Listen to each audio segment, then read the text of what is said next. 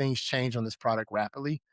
And if you become attached to something within 48 hours, you can find out that it either doesn't work or the consumer isn't, adopting it, or there's ways to do it better. So it's a product where you never settle. You never really finish an Air Jordan. You just run out of time. What is good, everyone? Welcome to the Sneaker History Podcast. My name is Nick Engvall, and I have an incredibly special episode for you today.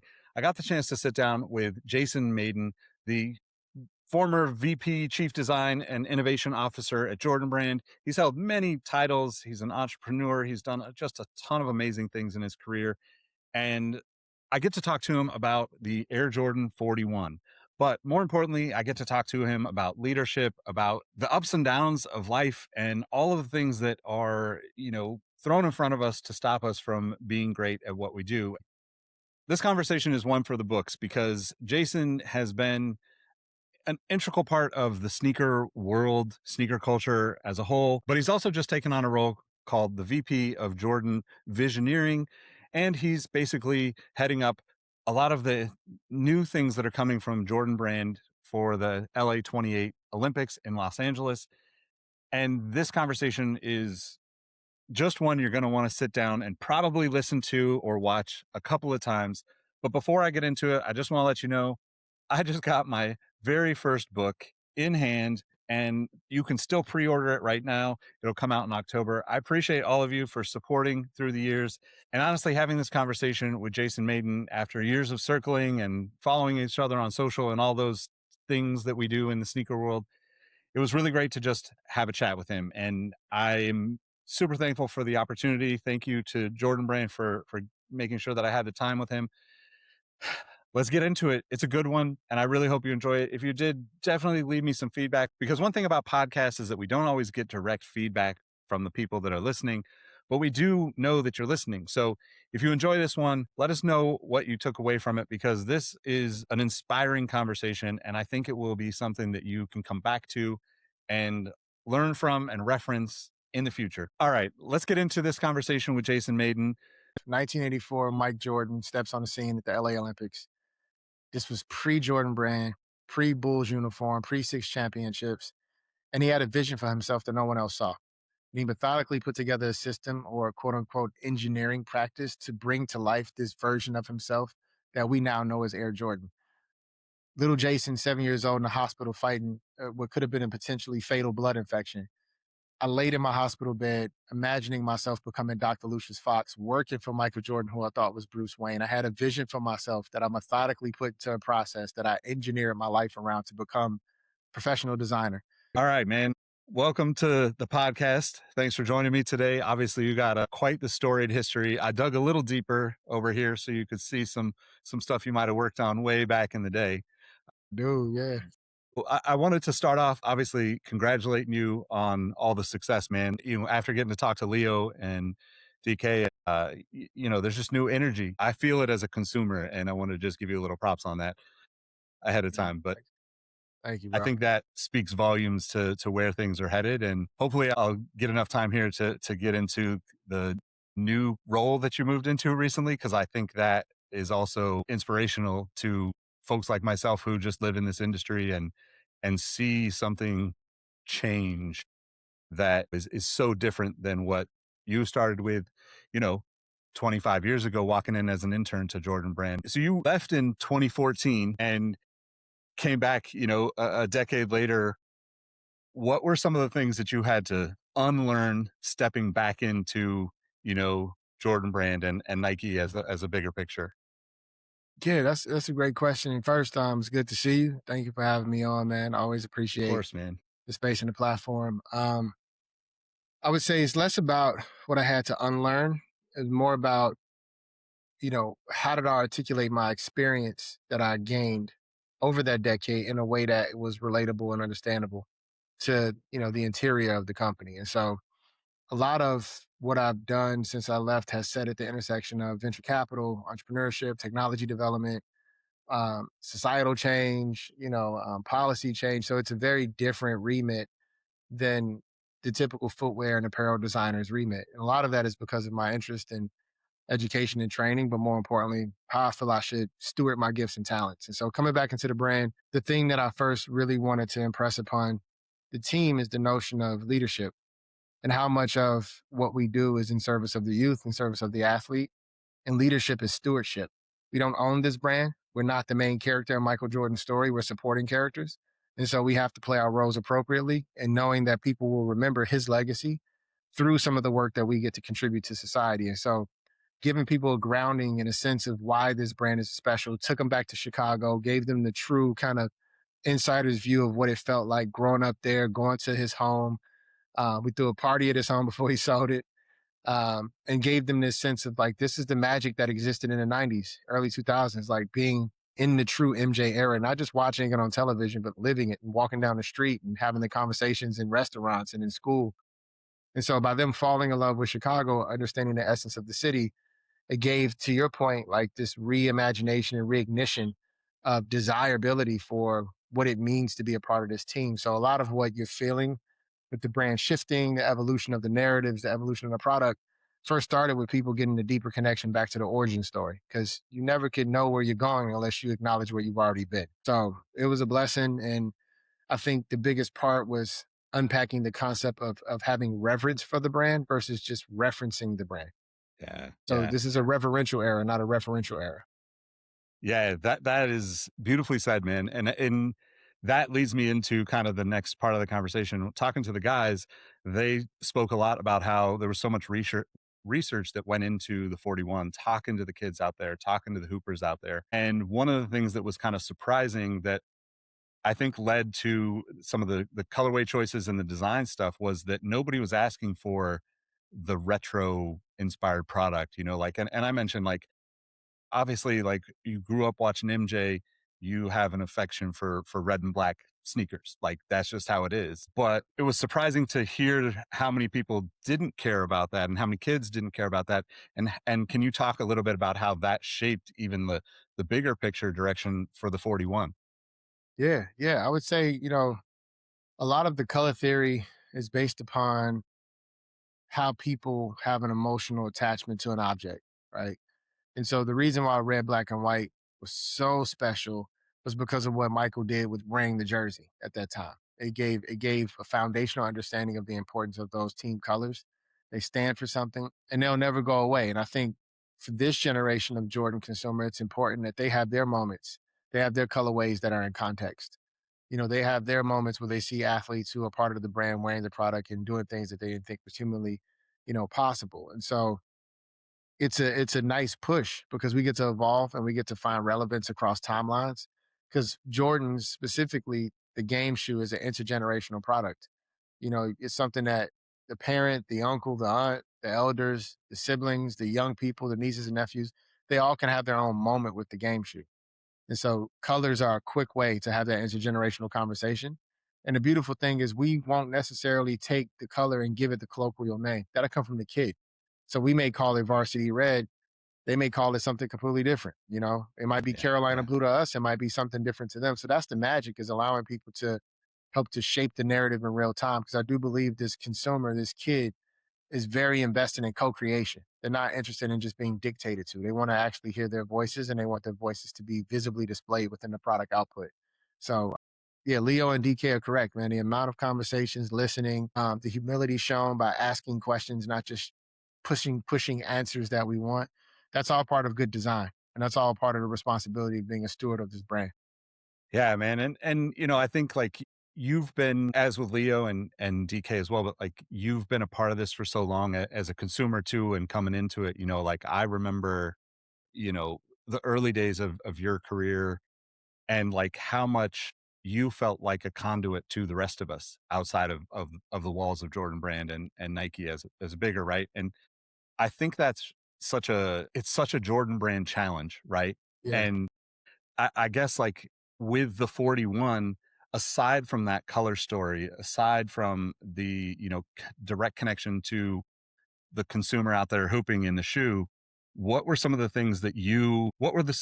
push and pull and some of the conflicts that you think really shaped the outcome of the shoe? Yeah. I think it's the desire for it to be led through cutting edge performance. You know, it can get easy to retreat into just style alone. But when you're working with a person who is probably the most consistently competitive athlete ever, both mentally and physiologically, but especially mentally. We know that good product gives athletes a performance edge by how they feel when they put it on. And so looking at the work that the team did around the Zoom stack with the Strobel, the Zoom X, and then the Hill Zoom, right?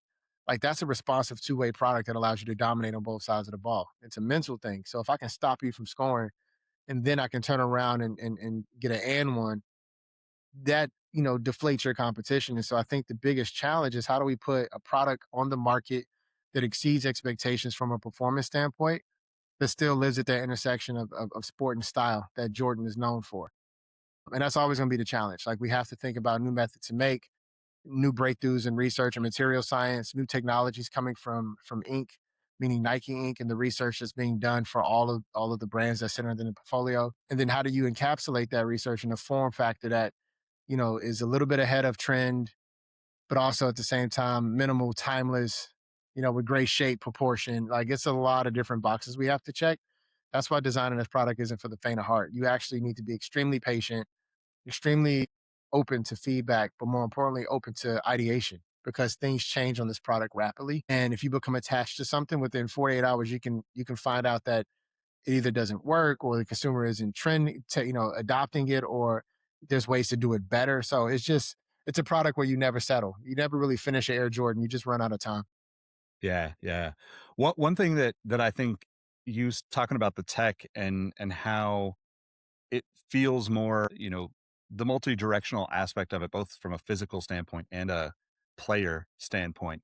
My mind goes to like the WNBA and where women they are the fundamentals of basketball. They play the fundamentals of basketball so much more consistently than the men. Nothing against the NBA, but like if you wanted to learn the basics, like I'm telling my nephews to watch the WNBA versus watching, some of the highlight reels that you might see from the league. How much of that do you think we'll see in the future as the women's game finally is kind of like getting its, due credit, I think both of us are basketball fans, through and through, but like I'm a Sacramento kid, so like the Monarchs winning was like I was into the WNBA the first Yeah, time the yeah, NBA WNBA had its rise, and then losing the team, like I know Sonics fans are listening to this going like you haven't felt anything yet, but like I think that part of where not just Jordan brand, but sneaker culture as a whole and basketball shoes as a whole is still such a huge opportunity. And my mind just instantly goes there with what you're talking about in like the actual like tech and design of the shoe. Can you talk a little bit about that? Is that a part of the thought process and how much of a change is that considering, obviously we're talking about Michael Jordan, the greatest NBA player, ever.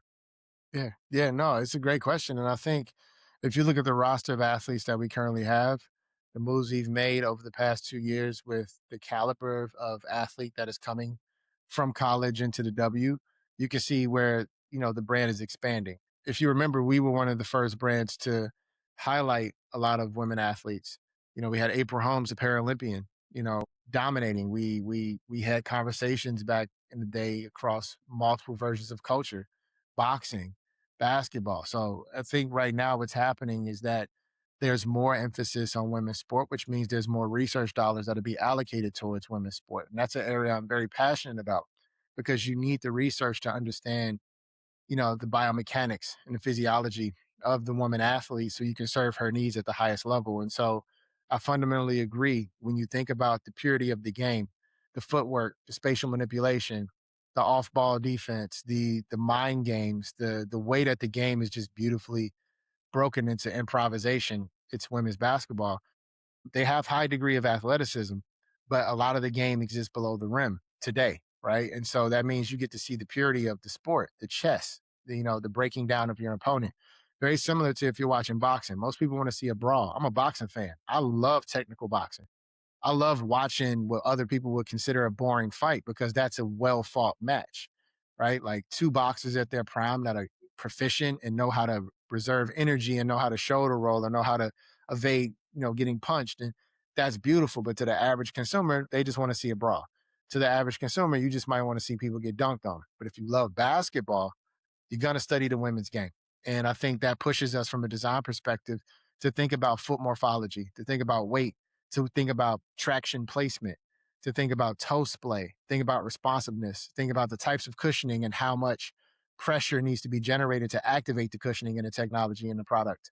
So it does radically shift how we design. If you look at some of the products that have come out, the triangle being one of them, it captures the needs of her, but also, if men wanted to play in it, they could play it in as well.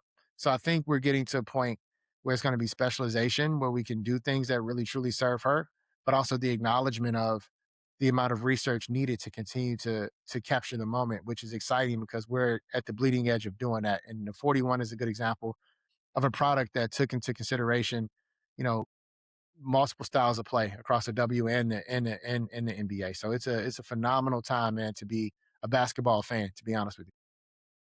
Yeah, absolutely, absolutely agree. I vibe hard with the boxing analogy as a huge baseball fan. I used to pitch, and I'm one of those consumers that's like, put me in a not a no hit duel. I don't need to see bats. I need to see strategy. I need to see all of the different thoughts that go into that. So I I really love the way you're talking about the boxing analogy, because that's kind of the way I think with baseball and watching that sport. I think too, like the a question that I didn't necessarily have on the notes, but I should ask you because I did ask the guys. Like sneakers is such a it can be terrible at times, right? People are ruthless, and a lot of there's a lot of negativity. There's a lot of knee jerk reactions. Like I'm not one of those people that's like, like we all look at a shoe and have an opinion on it because certain aesthetics are going to appeal to us. But for me, I want to see all the shoes in person. I think it makes me a better writer. I think it makes me a better, consultant. I think it makes me better for anybody that I talk to in the sneaker world. The more I'm hands on foot with as many shoes as I can get. And part of what I think about when I do that from my world is like, I want people to understand that like I've tried to go out and experience as many of these as possible. But as a designer and as a, really kind of the face of Jordan brand, corporate at this point, you know, how is navigating that throughout your career changed? How have are there any lessons that you've kind of grabbed onto? Maybe, not get caught up in the negativity or just the always crazy energy that comes with a signature Jordan release. Man, that's a phenomenal question, and honestly, it's one that I feel I've been uniquely conditioned to have emotional neutrality towards. So you grow up in Chicago. I grew up in a very large family where you had to have thick skin, right? Like you had to be able to take a joke. You had to be able to have sharp critiques of how you dressed and how you looked, and it was all through the lens of you know how people displayed their love for you. So when I think about consumer sentiment, I would rather have an adverse reaction than no reaction. Indifference is what will bother me. If people didn't care at all, that would bother me. But the game shoe is never supposed to be lukewarm. It's either you love it or you hate it. So either way, the emotion that you display, that's your personal take. That's your personal taste. I can't tell you what to personally like or love. But what I'm looking for is a reaction. I'm looking for some type of emotive outcome, some type of response, some type of conversation and dialogue, because that's how we get better. Because as a creative person, you are taught to take feedback and critiques. That's why our process is iterative. If you take any of that personally, like someone's personally critiquing you, then you allow the world to transgress against your peace. So you learn very early that you can talk about the product, but I don't have to absorb that personally because it's not a personal critique of me. And even if it was, it's hard to allow a personal critique to affect my feeling of myself if I don't know someone. Right. So that's also, I think, one of the affects of the internet is people can say whatever they want without having to deal with the accountability that comes with, saying things that could be potentially hurtful. That means I don't have to absorb that. If I don't know this person, they don't know me, and they have a sharp critique of work, they're entitled to their opinion. I'm also entitled to not listening.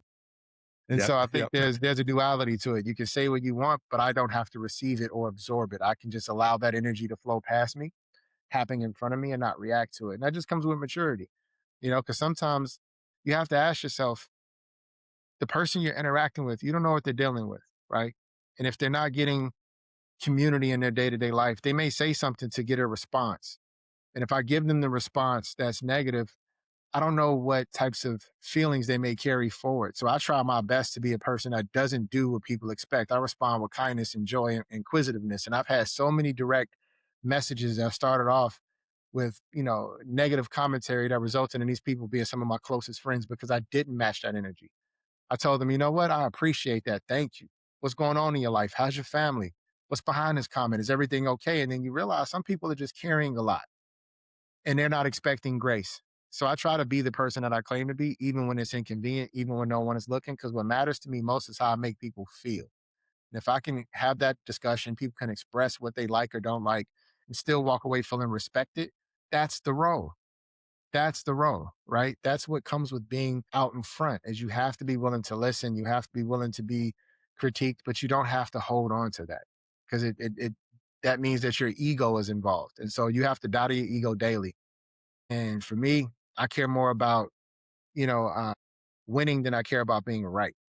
And so if somebody has a better idea, I listen. If someone says, Jay, you can improve, I listen because I take that as a gift. I take that as them wanting to see something better out of me. And I don't take that lightly.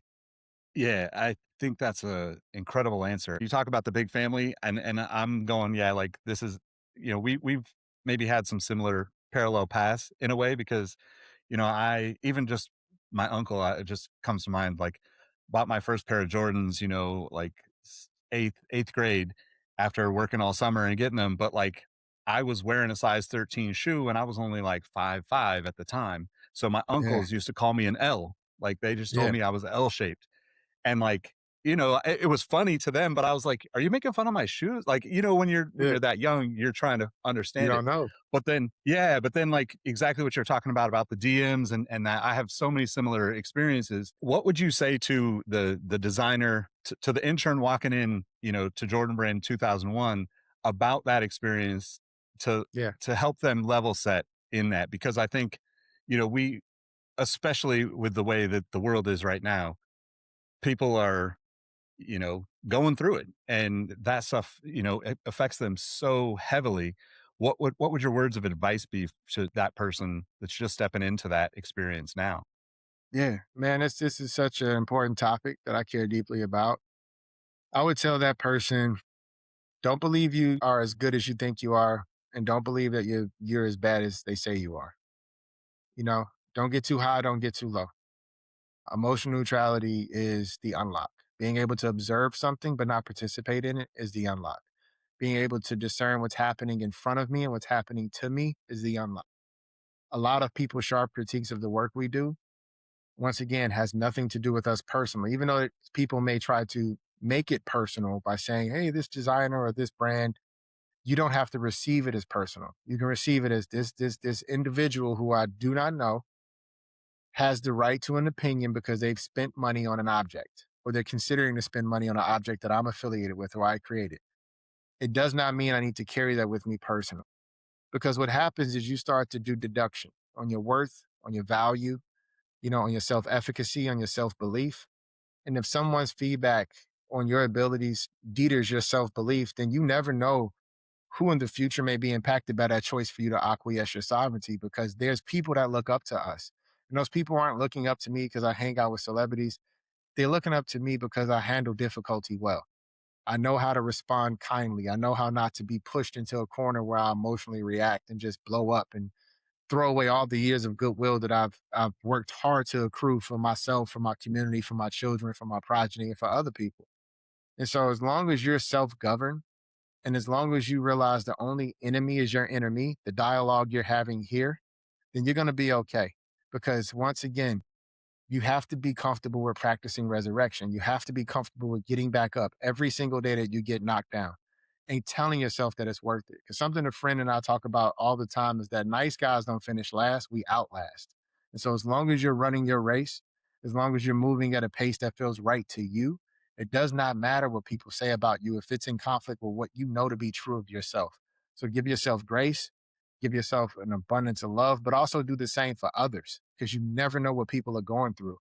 And hurting people might hurt people. They may say things because they don't have any other emotion to display beyond rage.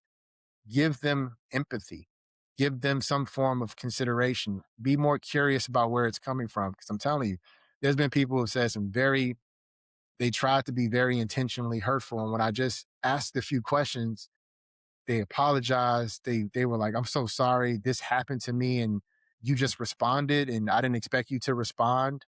And I'm like, I'm a human being. I want to know what's going on. And like I said, I've made deep friendships with these people because I didn't match that energy. So to the young folks out there, just move with kindness and joy. It's the hardest thing to do. Being angry is easy. Being kind doesn't make you weak. It's self discipline, self restraint. And discipline is not breaking a promise to yourself. So I'll refuse to break a promise to myself that I'll let any person get me to the point where I rage against the system simply because they poked me. No. I care too much about my faith, my family, and how I treat others to let anyone provoke me into being someone that I'm not. Well said, man. Well said. All right, let me shift back and talk a little bit more about the 41 because one thing that came up when I first saw it and was talking to the guys about the design of it and the look of it, it feels not only with like the marketing that I see in the works, but it feels like, and maybe this is just nostalgia or some sort of subconscious thing, but it feels a lot like the energy of the 23 to me.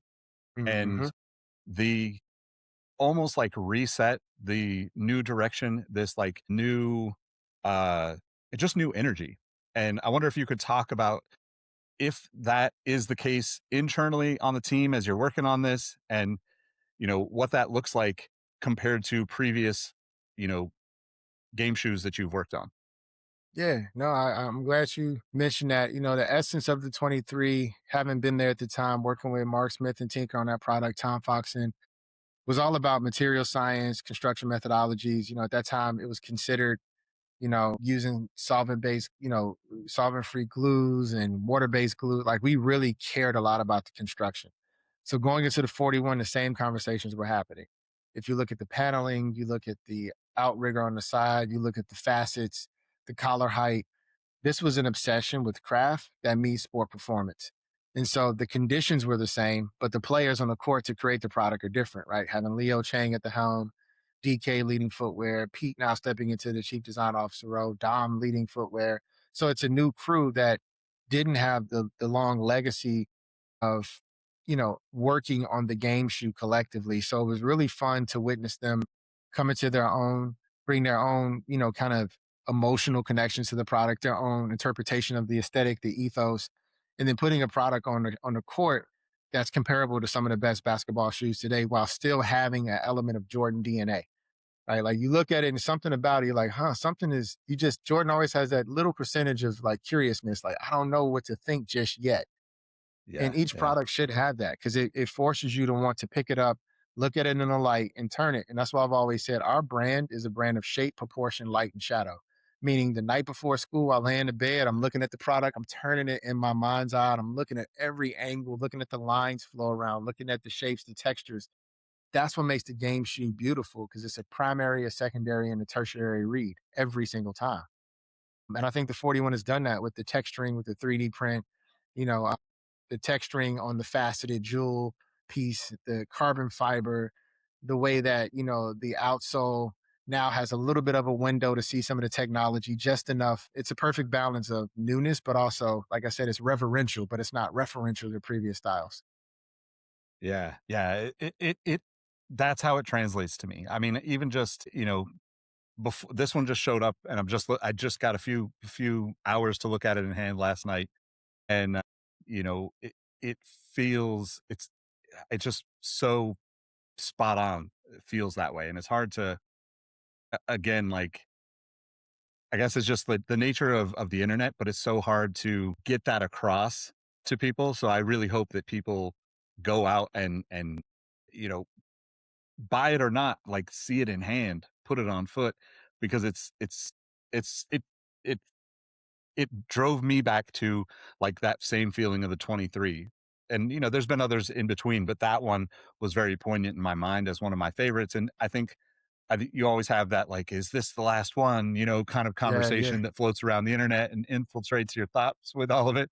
But I want to ask a couple of questions about this new role. And as somebody who's been in this business for a really long time now, I want to have you introduce the new title that you took on a couple months back. Talk about what that means and where it's going to take not only the brand, but how it could potentially impact, I mean, footwear or beyond as a whole with that way of thinking. Because I think it's been something that's been maybe just put off or pushed off, or just we've got to get this done, so we haven't taken the time to step back and say, where is the future? And it seems like that's what you've done with Jordan Brand, which meant stepping away maybe from some of the design work and that part of the job. So could you talk a little bit about that? Yeah, no, it's visioneering is a calling, and it's born from the idea of 1984. Mike Jordan steps on the scene at the LA Olympics. This was pre Jordan Brand, pre Bulls uniform, pre six championships. And he had a vision for himself that no one else saw. And he methodically put together a system or quote unquote engineering practice to bring to life this version of himself that we now know as Air Jordan. Little Jason, 7 years old, in the hospital fighting what could have been a potentially fatal blood infection. I laid in my hospital bed, imagining myself becoming Dr. Lucius Fox, working for Michael Jordan, who I thought was Bruce Wayne. I had a vision for myself that I methodically put into a process that I engineered my life around to become professional designer. Being able to step into the CDO role was a tremendous honor after being an entrepreneur successfully for over a decade. But I also knew that it was a temporal assignment.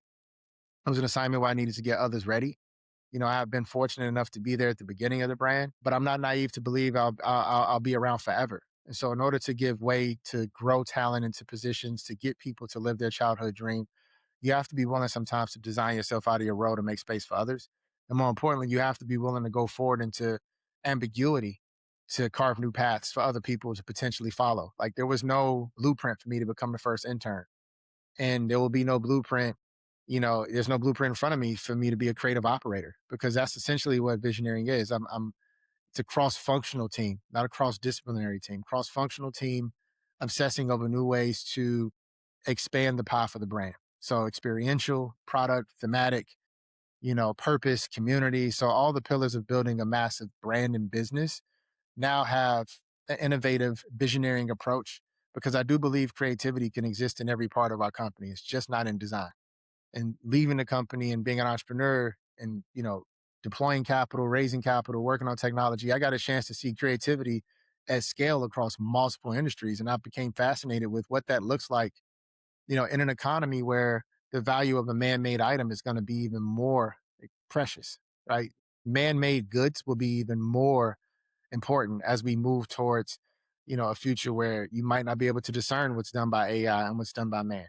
And so I think visioneering is getting ahead of that curve by exploring the edges of what the brand could potentially be, by exploring parts of, MJ's story that have yet to be told, but also capturing stories from consumers that we've yet to engage. So the smartest businesses learn how to disrupt themselves, learn how to grow and evolve. And I feel very blessed and fortunate that something I proposed prior to coming back as part of my journey that the company is supporting. I don't take that lightly. I don't take, Elliot's belief in me, Sarah's belief, Larry, H, MJ. I don't take their belief in me lightly because I know that, you know, any door that's open for me, there's a responsibility to leave it open for others. And so what you see in 28 and hopefully beyond is the beginning of other people being able to join this brand, join this company, join this movement to live their childhood dream. Because I'm very fortunate to say at 7, I wanted to do this and I've grown up to do it. I don't know a lot of people that can say that aren't necessarily athletes. And so I just feel imagination and childlike belief is a human right. And I want to be a part of protecting that. And I want to be able to part of protecting it through this brand. And so I feel honored to merge together science, entrepreneurship, inquiry, creativity, culture into this new discipline that's never existed before. Yeah, man, I'm excited to see where it heads. Is there any, I don't know, teaser or insight that you could give into the LA 28 story obviously I hear it in you. Yeah. Yeah. I mean, what I can share is that we want to affect the lives of people at scale in such a positive way. Such a positive way. I mean, I think this industry does a phenomenal job of reaching unique consumers in their sport. But when you talk about something like the Olympics, where you can reach a cross section of humanity, an eighth of the planet in one moment, you can reach a billion people. What would you do with that? What would you truly want them to say about you? How would you want them to feel? So for us, LA 28 is about the feeling of the brand because a lot of people may not be able to descend to Los Angeles to experience the games. They might not live near a store that sells the product, but they all can feel the magic and the power of self belief, determination, and reaching your dreams. And so that to me is the biggest thing. How do you get a billion people to live their dreams at scale? That ripple effect across history of a community of believers and dreamers growing and thriving as a result of the work we do. I mean, that to me is the greatest thing ever. I mean, Nipsey Hussle said it, like to inspire a child is the highest calling. So to be in the home of Nip, to be a child of Chicago, to get to tell a story of a young kid named Mike Jordan from North Carolina that showed up on the scene in '84, and his life decisions impacted my life decisions, impacted so many people's lives decisions. We have to show up and represent for all the 88 cities of Los Angeles. And it's going to be beautiful product. It's going to be fun events. But more importantly, I think it's going to be something that will shape people's favorite childhood memories for generations to come. So awesome, man. I got goosebumps as you're talking, and I wish you the best with that. And I am excited to be a fly on the wall as it all comes to life. A conversation about, choosing human versus AI or what else. It resonates so deeply within me. So, best of luck with that. I guess my last question before I let you go is there like a lesson or two that you look back at now that you would hand to the future in this LA 28 kind of situation to help people take that step towards those dreams and, kind of empower them the way that, like you said, you very much kind of have this almost athlete line of sight, your North Star, let's say. What would you say to the 7, 8-year-old right now that's about to watch this all unfold in front of them? Yeah, man. I would tell him or her, no job is too small. It's not the title that makes you important. It's the intention, it's the effort. Like I was a janitor at one point in my life. I was a mover. I was a security guard and I was a barber. I mean, a lot of these roles are not glamorous or what people would consider important, but I took them seriously because I cared about the interactions with people. I cared about how I made people feel. So I would tell the young generation, don't get caught up on the title. Get caught up on the impact that you can bring to every role. And over time, that level of consistency and discipline will reward you. Had I not volunteered to work on the Monarch, I would have never had a chance to build a relationship with Mr. Knight. And that wasn't a project that people thought was sexy or important, but it was important to the business. But from a cultural perspective, it wasn't a signature shoe. It wasn't, you know, a program with a large marketing budget, but I took it seriously because I know that greatness isn't doing something well once, it's doing the small things well consistently. So to the young people, do the small things well. Don't worry about hitting the game winning jump shot. Show up to practice on time first. Don't worry about getting a home run. It's okay to get a single. You get to the Hall of Fame with a 3.2 batting average, you know what I'm saying?